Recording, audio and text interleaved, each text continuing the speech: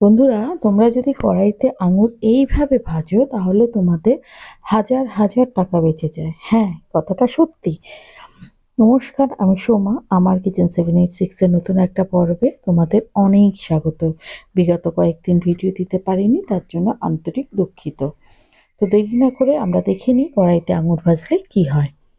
আমি কড়াইয়ের মধ্যে প্রথমে ঘি নিয়ে নিয়েছি। আমি এখানে 2 চামচ ঘি নিয়েছি। ঘিটা ভালো করে গলিয়ে নেব। তোমরা তেল দিয়েও করতে পারো। ঘিটা ভালো করে গলিয়ে নেওয়ার পরে আমি কিছুটা আঙুর ধুয়ে পরিষ্কার করে রেখেছিলাম। সেই আঙুরগুলো আমি কড়াইয়ের মধ্যে দিয়ে দিলাম। দিয়ে এটাকে খুব ভালো করে অনবরত নাড়তে হবে। এটাকে ভাজা ভাজা করতে হবে। ভাজা ভাজাটা ঠিক ততটাই করবে আঙুরটা যেন পুড়ে না যায়। কিন্তু সবুজ ভাবটা কাটিয়ে আঙুরটা যখন হলদে ভাব হয়ে যাবে সেই পর্যন্ত ভাজবো। তাতে আঙুরটা সেদ্ধও হয়ে যাবে ভাজার সময়।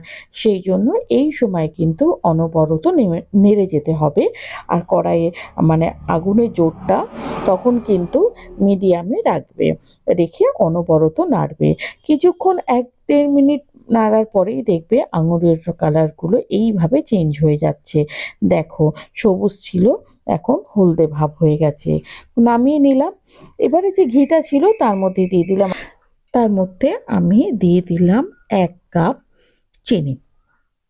আচ্ছা, মিষ্টিটা কিন্তু তোমরা তোমাদের স্বাদ মতো দেবে। আমি 1 কাপ চিনি দিয়ে ভালো করে নাড়াচাড়া কিছুক্ষণ করে নেবো। চিনিটা যখন গলতে শুরু করে দেবে তখন ওই কাপেরই 1/2 কাপ জল দিয়ে দিলাম। দিয়ে ভালো করে নাড়াচাড়া করে কিছুক্ষণ ফুটতে দেবো। মানে এটা ফুটবে ততক্ষণ যাতে একটা চটচটে ভাব আসে, কিন্তু একতার হবে না। একটু চটচটে আসা পর্যন্ত আমরা এটাকে জাল দেবো। অন্যদিকে আমি যে আঙুরগুলো ভেজে রেখেছিলাম সেগুলো আমি দিয়ে দিলাম ওর মধ্যে। আচ্ছা, এখানে আমি 22 খানা আমন্ড নিয়েছি। আর আর আমি কিছুটা কাজু নিয়েছি। আচ্ছা, কাজুটা কিন্তু তোমরা তোমাদের পরিমাণ মতো দেবে। এর মধ্যে তোমরা চিনেবাদামও দিতে পারো। কাজু না থাকলে চিনেবাদামও দিতে পারো। আর নিয়ে নিলাম 1 কাপ দুধ। দুধটা কিন্তু আমি রুম টেম্পারেচারে দুধ নিয়েছি। এবার এটাকে খুব ভালো করে পেস্ট করে নেব। দেখো, পেস্টের ঘনত্বটা ঠিক এরকম আসবে, একটু থকথকে। এটা আমার করা হয়ে গেছে। এটা আমি সাইডে রেখে দিলাম। আবার চলে গেলাম আমি ইন্ডাকশানে। এবার আমি কিছুটা কেশর হাতে নিয়ে কড়াইয়ের মধ্যে দিয়ে দিলাম। বেশ কিছুক্ষণ ধরে মানে চিনিটা জাল দেওয়াও হচ্ছে, একটু চটচটে ভাবও হয়ে এসছে। আমি কেশরটা দিয়ে আরও কিছুক্ষণ ভালো করে নাড়াচাড়া করে কিছুক্ষণ ফোটাবো। কিছুক্ষণ ফুটিয়ে নিতে হবে। একটু দেখে নিচ্ছি, একটু চিটচিটে হয়ে এসছে। ব্যাস, আর আর বেশি ফোটানোর দরকার হবে না। এবারে আমি যে পেস্টটা বানিয়ে রেখেছিলাম সেই পেস্টটা আমি চিনির শিরার মধ্যে দিয়ে দিলাম। দিয়ে খুব ভালো করে নাড়াচাড়া করতে হবে। এই সময় কিন্তু গ্যাসের ফ্লেমটা কিন্তু হাইতে দেবেন না। একটু মিডিয়ামে দিয়ে তারপরে হাইতে দেবেন ভালো করে নাড়াচাড়া করার পরে। এই যে ভালো করে নাড়াচাড়া করা হয়ে গেছে, এবারে গ্যাসের জোরটা হাই ফ্লেমে দিয়ে দেবে একেবারে। দিয়ে রান্না করবে। কিছুক্ষণ ফোটার পরে যখন একটু বেশি ফুটতে শুরু করবে দেখবে আস্তে আস্তে গাঢ় হতে শুরু করেছে। এই মিনিট 5-6 মিনিট পরে দেখবে আস্তে আস্তে গাঢ় হতে শুরু করেছে। যখন গাঢ় হতে শুরু করবে তখন কিন্তু অনবরত তোমাদের নেড়ে নেড়ে যেতে হবে, যাতে এটা পুড়ে না যায়। ভালো করে নাড়তে নাড়তে যখন দেখবে যে এটা অনেকটা শুকিয়ে এসছে, সেই পর্যায় পর্যন্ত কিন্তু তোমাদের নাড়তে হবে। আচ্ছা, সেই সঙ্গে বলে রাখি, যদি আমার রেসিপি তোমাদের ভালো লেগে থাকে প্লিজ চ্যানেলটা সাবস্ক্রাইব করে পাশে থেকো। আর ফেসবুক থেকে যারা দেখছো তারা আমার পেজটিকে ফলো করো। আর ইউটিউব থেকে যারা দেখছেন তারা চ্যানেলটা সাবস্ক্রাইব করে পাশে থাকা বেল বাটনটি প্রেস করে দিও নিত্য নতুন রেসিপির নোটিফিকেশান পাওয়ার জন্য। আর এই রেসিপিটা হোয়াটসঅ্যাপ, ফেসবুক, ইনস্টাগ্রামে শেয়ার করো, যাতে এই আঙুরের এই একদম সুন্দর রেসিপিটা তোমাদের বন্ধু বান্ধব সবাই বাড়িতে বানাতে পারে। আর একটা করে লাইক করে দিও আর কমেন্ট করে জানিও তোমাদের এই রেসিপিটা ঠিক কেমন লাগছে। এই যে এবার দেখো কতটা কমে এসছে। এখন আমি দিয়ে দিলাম ঘি।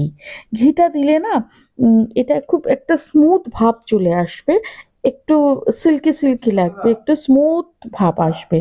তো সেই জন্য সেই পর্যন্ত আমি খুব ভালো করে এটাকে নাড়াচাড়া করব। দেখো ঘিটা দেওয়া হয়ে গেছে, দেখতেই পাচ্ছ। দেখো এবারে আমি আরো কিছুক্ষণ নাড়াচাড়া করব যতক্ষণ না পুরো কড়াইয়ের থেকে এটা একটু ছেড়ে আসবে সেই পর্যন্ত। কিন্তু বেশি টাইট করে ফেলবো না, মানে নাড়তে নাড়তে বেশি টাইট করব না। বেশি টাইট করলে কি হবে, এটা খুব ড্রাই হয়ে যাবে আর খুব শক্ত হয়ে যাবে। এটা খুব সফট একটা রেসিপি তৈরি হয়, যেটা মুখে দিলেই মিলিয়ে যাবে। সেই জন্য কিন্তু একদম ড্রাই করব না। এই যে কিছুক্ষণ নাড়াচাড়া করলাম, দেখো কতটা কমে এসছে আর কড়াইয়ের থেকেও ছেড়ে যাচ্ছে। এই পর্যন্তই কিন্তু আমি এটাকে করব। এবার এটাকে বন্ধ করে দিলাম। এবার আমি প্লেটে আগে থেকেই একটু ঘি মাখিয়ে রেখেছিলাম। আচ্ছা, তোমাদের যদি কোনো মোল্ড থাকে তার মধ্যেও নিতে পারো। তো আমি এটা প্লেটেই নিয়েছি, নিয়ে ওটাকে মানে আমি যে রেসিপিটা তৈরি করলাম সেটাকে আমি প্লেটের মধ্যে ঢেলে ভালো করে চারিদিক পাতিয়ে দিয়ে কিছুক্ষণ ঠান্ডা হতে দেবো। হ্যাঁ, এটা একটা সন্দেশের রেসিপি তৈরি হচ্ছে। আমি একটু গার্নিশ করেছি চেরি দিয়ে।